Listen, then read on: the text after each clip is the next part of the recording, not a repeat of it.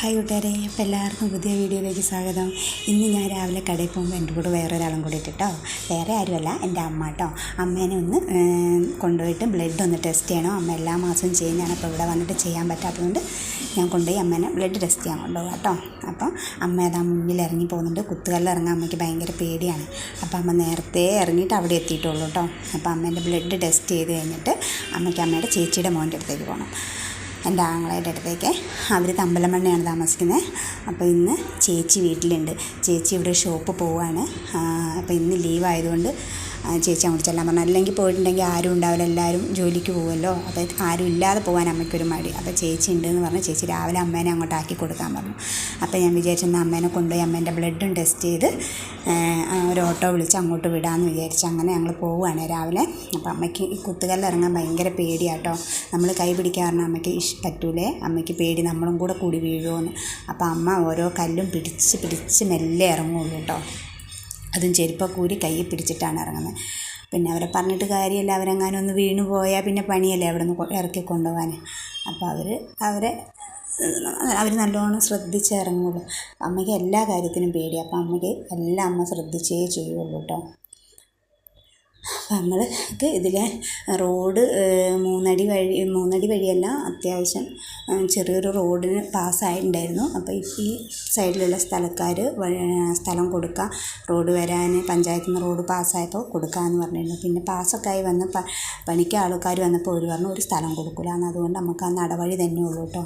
ഇനി ഏതെങ്കിലും കാലത്ത് ആവുമായിരിക്കും, അല്ലേ പിന്നെ നമ്മൾ അവിടെ നിന്ന് ഇറങ്ങേണ്ടി വരും. അപ്പം ഞാൻ മുന്നിൽ പോകാൻ വേണ്ടി നിൽക്കുക. കാരണം എൻ്റെ കയ്യിൽ കഴിഞ്ഞ ദിവസം വെട്ടി വെച്ച കൊപ്ര ചിരട്ടയിൽ നിന്ന് കുത്തിയെടുത്തിട്ടുണ്ട്, അരിഞ്ഞ് കൊണ്ടുവന്നിട്ടുണ്ട് ഞാൻ. അതാ താഴത്തെ വീട്ടിലെ ചാച്ചൻ്റെ ആ ടെറസയിൽ കൊണ്ടുപോയി വിരിക്കണേ. അപ്പോൾ അമ്മ മെല്ലെ ഇറങ്ങി വരുമ്പോഴേക്കും എനിക്ക് പോയാൽ എനിക്കത് പോയി വിരിക്കാമല്ലോ എന്ന് വിചാരിച്ചിരിക്കുകയാണ് ഞാൻ. അപ്പോൾ മുകളിലത്തെ വീട്ടിലെ ചേച്ചിയും കൂടെ ഉണ്ട്. ചേച്ചീൻ്റെ വീട്ടിലേക്ക് പോകാൻ വേണ്ടി ഇറങ്ങി വരുന്നുണ്ട്. അപ്പോൾ ഞാൻ ചേച്ചീനോട് അമ്മേനെ ചേച്ചീൻ്റെ കൂടെ ആക്കിയിട്ട് ഞാൻ വേഗം മുന്നിൽ ഇറങ്ങി പോകുന്നത്. അപ്പോൾ ഞാൻ ടെറസിൻ്റെ മുകളിൽ നിൽക്കുമ്പോൾ അതാ അവർ രണ്ടുപേരും കൂടെ മെല്ലെ ഇറങ്ങി വരുന്നുണ്ട്. മുകളിൽ നിന്ന് ഇറങ്ങി വരിക കേട്ടോ. അപ്പോൾ ഞാനിതാ കുറച്ച് നമ്മൾ അരിഞ്ഞ് വെച്ചിട്ടുണ്ട്. അപ്പോൾ കഴിഞ്ഞ ദിവസം കുറച്ച് അരിഞ്ഞു വെച്ചിട്ടുണ്ടായിരുന്നു തേങ്ങ. അത് ഒരുവിധം ഉണക്കായിട്ടുണ്ട് കേട്ടോ. അതിലേക്ക് ഇതും കൂടി ഇട്ട് ഒരുമിച്ച് അങ്ങ് വെയിലത്തിടാമെന്ന് വിചാരിച്ചപ്പോൾ രണ്ടും കൂടെ മിക്സായി ഉണങ്ങിക്കോളുമല്ലോ. കുറച്ചേ ഉള്ളൂ, പക്ഷെ നമ്മൾ അരയ്ക്കൊന്നും ചെയ്യാത്തത് കൊണ്ട് ഉള്ളത് വെറുതെ കളയണ്ടല്ലോ. 1 ലിറ്റർ എണ്ണ കിട്ടി അത്രയായില്ല. ഇപ്പോൾ വെളിച്ചെണ്ണയ്ക്കൊക്കെ നല്ല വിലയല്ലേ. അപ്പം ഞാൻ വിചാരിച്ചു അങ്ങനെ ചെയ്യാമെന്ന്. ഉണങ്ങി വരുമ്പോൾ 1 ലിറ്റർ 1 കിലോ ഉണ്ടാവുമല്ലോ, 1-2 കിലോ കാണുമായിരിക്കും തോന്നൂലേ. ഇത് ഉണങ്ങിക്കഴിഞ്ഞാൽ പിന്നെ തൂക്കം ഉണ്ടാവില്ലല്ലോ. അപ്പം ഞാൻ അതെല്ലാം ഇതൊക്കെ നിരത്തിയിട്ടിട്ട് വേണം പോവാൻ. കുറച്ച് നേരത്തെ ഇറങ്ങിയാൽ, കാരണം അമ്മേൻ്റെ ബ്ലഡ് ടെസ്റ്റ് ചെയ്ത് അമ്മേനെ കയറ്റി വെച്ചിട്ടിട്ട് വേണം കട തുറക്കാൻ. എനിക്കാണെങ്കിൽ വീട്ടിൽ നമുക്ക് ആദ്യമായിട്ടാട്ടോ അങ്ങനെ തെങ്ങൊന്നും ഉണ്ടായിരുന്നില്ല. ഒരു തെങ്ങുണ്ടായിരുന്നു, അത്യാവശ്യം അരച്ചു കൂട്ടാനുള്ള തേങ്ങ കിട്ടുള്ളായിരുന്നു. അപ്പോൾ കൊപ്ര ഉണ്ടാക്കലും കൊപ്ര ഉണക്കലൊന്നും എനിക്കറിയത്തില്ല. അപ്പോൾ ഭയങ്കര സന്തോഷം, നമുക്ക് നമ്മുടേതായിട്ട് ഇങ്ങനെയൊക്കെ ചെയ്യാനുണ്ടാകുമ്പോൾ നമുക്കൊരു സന്തോഷമാണല്ലോ. അപ്പോൾ എനിക്ക് ഭയങ്കര സന്തോഷമായിട്ടോ. അപ്പോൾ അതൊക്കെ അരിഞ്ഞ് വേഗം ഉണക്കാൻ കൊണ്ടുപോയിട്ടിട്ട് ഇനിയിപ്പോൾ ഇത് 2 ഉണക്കം ഉണങ്ങണമെന്ന് തോന്നുന്നു. എത്ര ഉണക്കുന്നൊന്നും അറിയില്ല. താഴെ ചാച്ചനോട് ചോദിച്ചു നോക്കണം.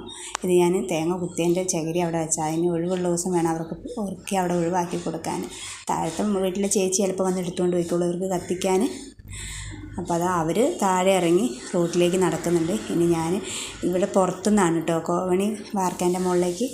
അപ്പോൾ ശ്രദ്ധിച്ചിറങ്ങിയില്ലെങ്കിൽ ഉരുണ്ട് വെട്ടി താഴെ വീഴും. അപ്പോൾ ഞാൻ മെല്ലെ അത് ഇറങ്ങി. ധൃതിയുണ്ട്, എന്നാലും ധൃതി കൂട്ടി ഇറങ്ങി തെന്നി വീണാലോ. അപ്പോൾ രാവിലത്തെ ആ പരിപാടിയൊക്കെ കഴിഞ്ഞതാണ് ഞങ്ങളിവിടെ വണ്ടി കാത്ത് നിൽക്കുക കേട്ടോ. പള്ളിപ്പടി പെരുമാൽപ്പടി എന്ന് പറയും നമ്മളുടെ സ്ഥലം അവിടെ. അപ്പോൾ ഈ സമയത്ത് ഓട്ടോയൊന്നും കിട്ടില്ല, കാരണം എല്ലാം സ്കൂൾ മക്കളെ എടുക്കാൻ പോകുന്ന ടൈമാണ് ഓട്ടോയൊക്കെ. അപ്പോൾ ഒരു തിരുവമ്പാടിയിൽ നിന്ന് ഒരു 10 രൂപ പോയിൻ്റേ ഉള്ളൂ, പറഞ്ഞിട്ട് കാര്യമില്ല. ബസ് കിട്ടാൻ ഭയങ്കര ബുദ്ധിമുട്ടാണ്. ഒരു ബസ് മിസ്സായി പോയാൽ. അപ്പോൾ നമ്മളിതാ തിരുവമ്പാടി എത്തി. നമ്മൾ സ്ഥിരം ബ്ലഡ് ടെസ്റ്റ് ചെയ്യുന്നൊരു ലാബുണ്ട്, അവിടേക്കാട്ടോ പോകുന്ന അമ്മേനെ കൊണ്ട് ഞാൻ എനിക്ക് എന്തെങ്കിലും വന്നു കഴിഞ്ഞാലൊക്കെ, പിന്നെ കോളേജിൽ പോയിട്ട് INR ടെസ്റ്റ് ചെയ്യാൻ പറ്റിയില്ല, 1 മാസം പോകാൻ പറ്റിയില്ലെങ്കിലൊക്കെ ഞാൻ ഇവിടെ നിന്നാണ് ടെസ്റ്റ് ചെയ്യൽ. അപ്പോൾ നമ്മൾ അവരുടെ അടുത്തേക്ക് പോയിട്ടോ. അപ്പോൾ എൻ്റെ കൂട്ടുകാർ 2 പേര് അതാ താഴെ നിൽക്കുന്നുണ്ട്, ഹരിതകർമ്മസേനക്കാർ. അവരെന്നെ വിളിച്ചപ്പോൾ ഞാൻ യൂട്യൂബിലേക്ക് വീഡിയോ എടുക്കാമെന്ന് പറഞ്ഞപ്പോൾ ഓടുന്നുണ്ട് അവിടെ നിന്ന്. ഇനി അമ്മേൻ്റെ ബ്ലഡും ടെസ്റ്റ് ചെയ്യാൻ കൊടുത്ത് പ്രഷറും ചെക്ക് ചെയ്ത് കഴിഞ്ഞാൽ സമാധാനമുള്ളൂ. അമ്മയ്ക്ക് ഭയങ്കര പേടിയാണ് കേട്ടോ, കൂടുമോ എന്നുള്ള ഇച്ചിരി പേടിയുള്ള ആളാണ്. അതുകൊണ്ട് ഭക്ഷണ കാര്യങ്ങളൊക്കെ എന്ത് കൊടുത്താലും തിന്നൂല. അമ്മയ്ക്ക് ഇഷ്ടപ്പെട്ടതേ അമ്മ തിന്നുള്ളൂ. ചോറൊക്കെ കുറച്ചൊരു നേരം, ഉച്ചയ്ക്കൊരു നേരം കുറച്ച് തിന്നുള്ളൂ. പിന്നെ അമ്മയ്ക്ക് മുത്താറി അമ്മ നല്ലോണം കഴിക്കുക. അത് കുറുക്കായിട്ടും അങ്ങനെ ഇങ്ങനെയൊക്കെ ആക്കി അമ്മ കഴിച്ചോളൂ കേട്ടോ.